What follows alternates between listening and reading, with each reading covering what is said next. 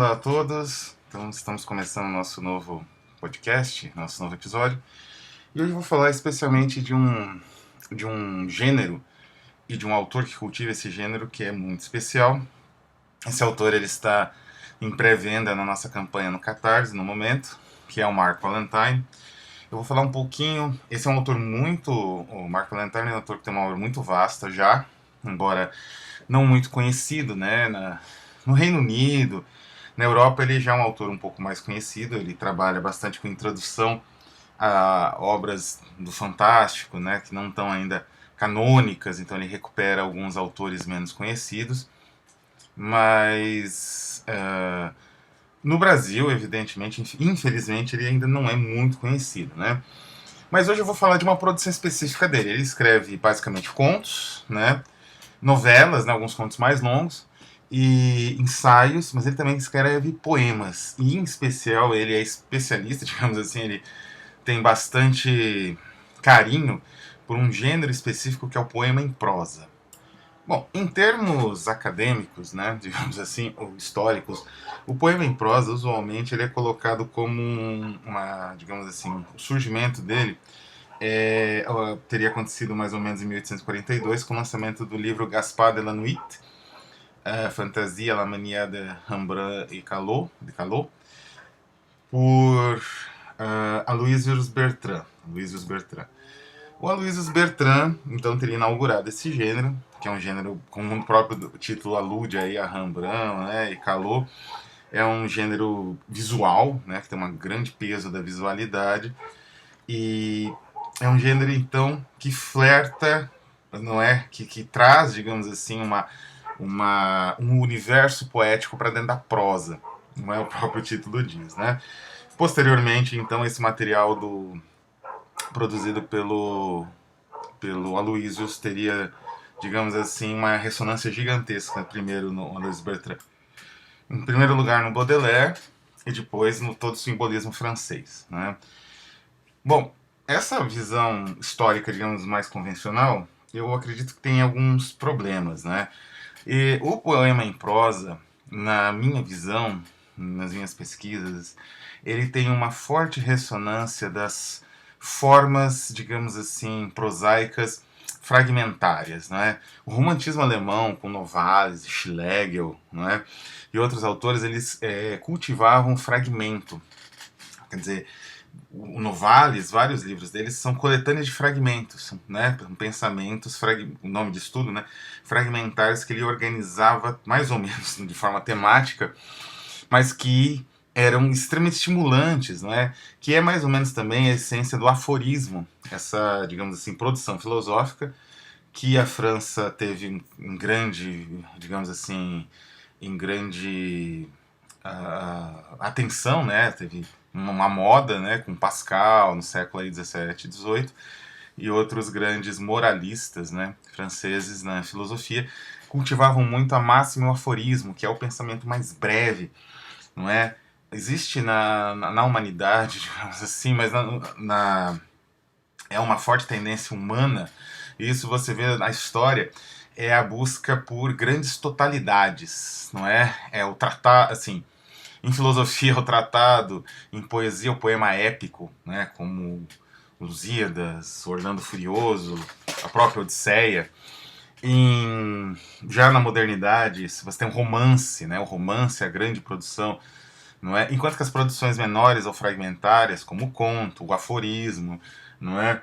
O poema em prosa, eles são colocados meio que de escanteio por serem produções que não se enquadram, né? Eles não oferecem um pensamento, uma totalização do pensamento ampla, complexa, que dê conta de vários aspectos, né? Como é o caso do tratado, por exemplo, ou do romance, que é pensado, são obras pensadas para isso, né? Bom, então, bom, no futuro eu vou falar um pouco mais dessa ideia de fragmentação, que é bastante, digamos assim, ela não é bem moderna, como a gente vê, começou aí já no século XVIII, né? Não é? Mas com o início do romantismo alemão, mas ela fica de escanteio, né? Existe uma forte tendência ao ensaio também, que é uma outra forma, uma espécie de conto da filosofia.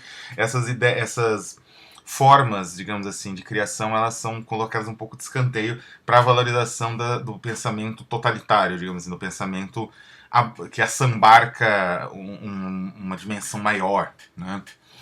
Bom, o poema em prosa, então, ele também é colocado nessa dimensão, e aí, as noções fragmentárias, então, do século XVIII, no início do século XIX, elas foram essenciais, não é? E da mesma forma como, por exemplo, a poesia do William Blake, não é?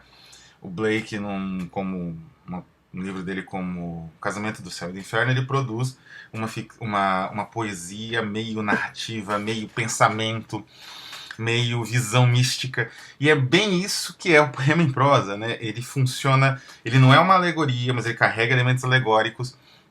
Com Baudelaire se descobriu bastante essa ideia de alegoria no poema em prosa. Ele não é uma visão mística ou alucinatória, mas ele carrega elementos místicos e alucinatórios. Isso aconteceu com outro grande criador da poesia em prosa e literatura francesa, que é o Rimbaud, o Arthur Rimbaud. E ele não é um experimento de linguagem, não tem versificação, evidentemente, mas ele não é um experimento de linguagem da prosa, embora com o terceiro grande criador de poemas em prosa francês, que é o Mallarmé, ele tenha também, e ele passou a carregar tudo isso, né?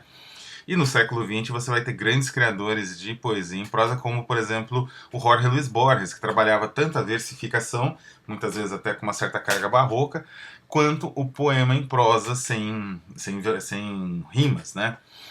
E sem versificação, sem ser verso branco, etc. Bom, mas então voltemos agora. Esse é um apanhado histórico. Então, o poema em prosa ele fica num injusto limbo por conta da sua natureza complexa, né? Quer dizer, ele não é um microconto, mas ele tem elementos narrativos. Ele não é um discurso inflamado de um místico delirante, mas ele eventualmente carrega esses elementos, não é? Ele não é um experimento fragmentário, mas ele também pode ser, ele também pode carregar isso.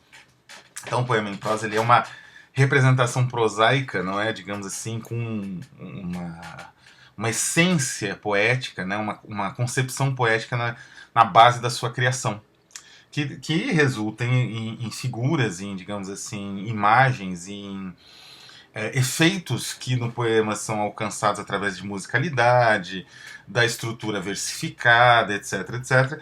No poema em prosa eles são alcançados através da estrutura da própria prosa, da narrativa, né, que ele se torna mais, ele puxa mais para um elemento descritivo e narrativo, e esses elementos aqui constroem digamos, aquilo que em poesia seria pelo efeito musical ou pela estruturação versificada.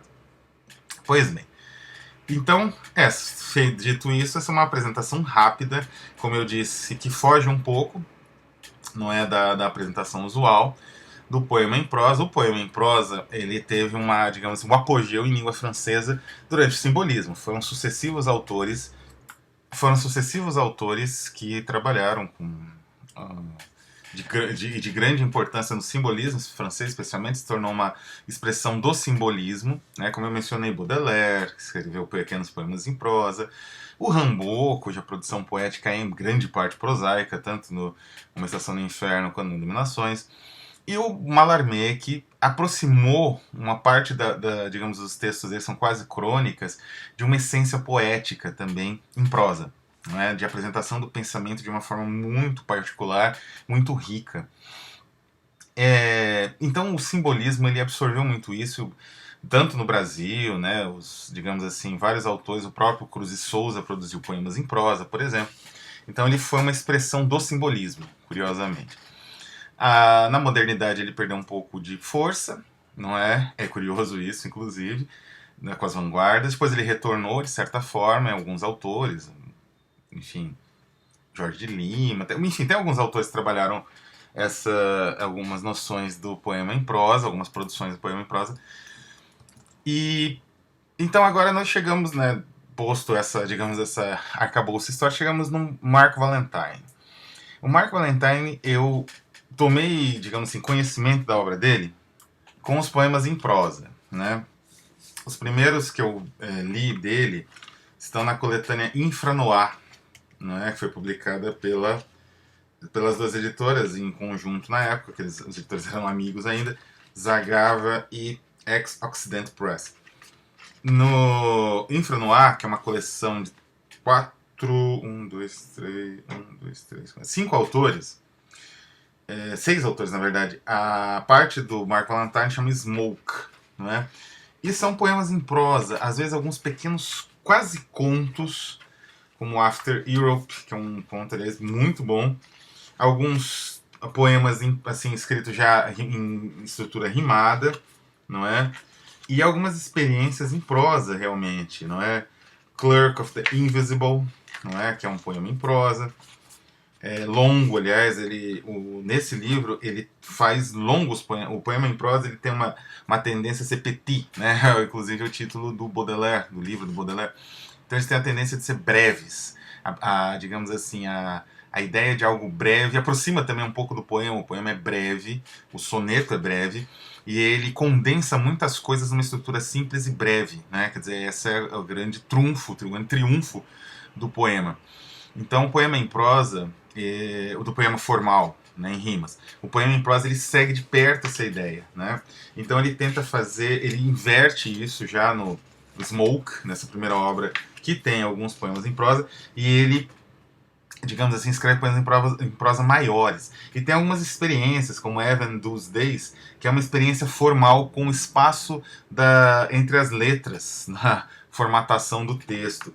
E é interessante porque daí ele realmente dialoga, digamos assim, com o Mallarmé, inclusive, né?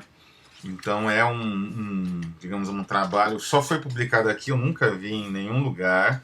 The Left Temple Six Variations também é uma construção, um poema em prosa experimental muito complexo, que é, enfim, é praticamente aí uma estrutura formal, que ele vai trabalhando a repetição e tudo mais, até chegar na sexta, não é? Na sexta, digamos assim, encarnação disso. Enfim, é um trabalho único, muito difícil infelizmente, muito difícil de se encontrar, mas é recomendadíssimo, né? Assim, não é um trabalho experimental visionário. Então, nesse livro já se revela essa tendência então, do Mark Valentine de trabalhar o poema em prosa como essa herança, né, digamos assim, francesa, que também existiu na Inglaterra por conta do simbolismo, do decadentismo, e que ele elabora de uma forma muito particular, né? Nesse sentido, o segundo volume de poesias dele que eu entrei em contato, que é o Star Kites, publicado pela Tartarus Press, o Star Kites ele já é bem diferente, ele tenta trabalhar a versificação. É um livro breve, mas muito bonito, aliás, a edição é linda, né? E da Tartarus, né? Mas o que é interessante aqui é o subtítulo do livro, do Star Kites, Poems and Versions. Porque o que ele tenta fazer? Ele tenta recriar poemas em idiomas que ele, inclusive, não domina direito, né? Então ele tenta recriar de ouvido, tenta repensar a estrutura poética para o inglês, ele tenta repensar a estrutura versificada, às vezes adotando o verso branco, que em inglês funciona muito bem, né? Esse verso não rimado, mas que tem uma estrutura sonora interessante, uma estrutura visual, às vezes, também interessante. Ele trabalha isso nessas recriações, né? Então, o Valentine, ele é muito interessado na recriação da construção poética. Isso para ele também é muito essencial, e ele vai trabalhar, né, essa recriação da experiência poética, às vezes num idioma que ele tem um escasso domínio, mas de ouvido ele consegue pegar o ritmo e tudo mais. Ele tenta recriar isso também no caso da prosa. Então ele tenta reconstruir aquele efeito do poema na estrutura da prosa, trabalhando, como eu disse, inúmeras variações, inúmeras tentativas formais, né, de aproximar a estrutura do texto em prosa, que é mais linear, evidentemente, né, da experiência versificada, que é uma experiência total. É uma experiência sonora, é uma experiência visual, porque você vê o verso na página e por aí vai, né? Então, Star Kites, que não é um livro de poemas em prosa, são versos, né, com vários tipos de estrutura versificada. Na verdade, minto, ele tem 2 poemas em prosa só, que é Compassed e Oracles, não é? E alguns poemas mais breves, mas tem um que chama Marbles, que tem uma estrutura mais ou menos em verso, mais ou menos em prosa, mas como eu disse, é uma tentativa de recriação de uma experiência, né? E aí, por fim, antes do Card de Visite, que é o que a Rafus Press está lançando em campanha no Catarse, não é um livro muito importante, muito instigante, e assim, na minha opinião, um dos melhores materiais que o Mark Valentine ele produziu, no mesmo nível desse que eu vou entrar agora, que é o At Dusk. O At Dusk é um livro de poemas em prosa, não é? Publicado pela Exposition Internacional, que é outro nome da Ex-Occident Press, que não dava de nome, né, como se fosse um heterônimo da editora. E é um livro lindíssimo, né? São fotos do editor, são poemas em prosa, cada um deles falando da vida, falando de um poeta, de um escritor destruído, aniquilado, às vezes literalmente, às vezes exilado, que representou uma espécie de destruição desse poeta, desse autor, mas muitos realmente assassinados pelo fascismo entre os anos 20 e 40. O fascismo pelo nazismo, né, e tal, durante a Segunda Guerra. Então, cada poema desses é sobre um desses autores. Então, tem Cavafy, Bakovia, Kerestedian, Colmar, Reverdy, Desnaux, Pessoa, Fernando Pessoa, e por aí vai, né? E são muitos, alguns autores pouquíssimo conhecidos no Brasil, René Char, não é? E o livro cada um desses poemas em prosa é acompanhado em geral, de uma fotografia do Dangueto, né, o editor romeno lá da velha Bucareste. E são fotografias lindíssimas. Enfim, é um livro muito bonito, provavelmente um dos livros mais bonitos da minha coleção, toda a minha biblioteca. E o conteúdo também é muito bonito. Eu tomo a liberdade de recitar um desses pequenos poemas em prosa aqui. Esse poema se chama Radnoti, um anjo astuto. Radnoti deve ser o poeta. A lâmpada brilha, o cintilar de taças vinho, a luz que salta as folhas de lima, ameixas nas palmas, mel na língua, um entreolhar dos amantes. A rosa selvagem, as estradas empoeiradas, os olhos sugestivos das garotas e um anjo astuto, sempre fora do campo de visão. Veja bem, não pretendia reduzi-lo ao homem que foi baleado em uma vala durante a marcha forçada, punição por rabiscar demais. Certa vez caminhou através de pomares e vinhedos. Enfim, esse é o poema sobre esse poeta, Radnoti, e escrito pelo Mark Valentine. Vê-se aí a intensidade, né? Digamos assim, essa forma, né, de expressão de um pensamento complexo no mínimo, né, do elemento narrativo descritivo ali. Isso é o puro poema em prosa, né? Então, no Card de Visite, como no At Dusk, que são as duas grandes obras, na minha opinião, do Mark Valentine nesse campo, o poema em prosa se conclui desde essa antiga tradição, né, que vem lá dos fragmentos românticos, dos românticos alemães, depois passa por algumas figuras muito peculiares do romantismo, como o Blake, chega no Bertrand, depois nos grandes poetas do simbolismo francês. Então, digamos assim, o Valentine ele segue esse caminho. E é um caminho único, não é? Eu tenho orgulho a Rafus Press, né, ela tem orgulho de poder trazer essa obra para o leitor brasileiro, porque é uma obra espetacular, não é? E é um gênero muito difícil, muito pouco conhecido, infelizmente, no país, mas que merece ser conhecido. É muito instigante, muito complexo, vale realmente a pena. Eu espero que os leitores que apoiarem o projeto no Catarse, eles descubram esse universo também, né? Aí uma introdução através aí do Mark Valentine é perfeita. Então vou ficando por aqui. Na semana que vem tem mais um episódio e até mais.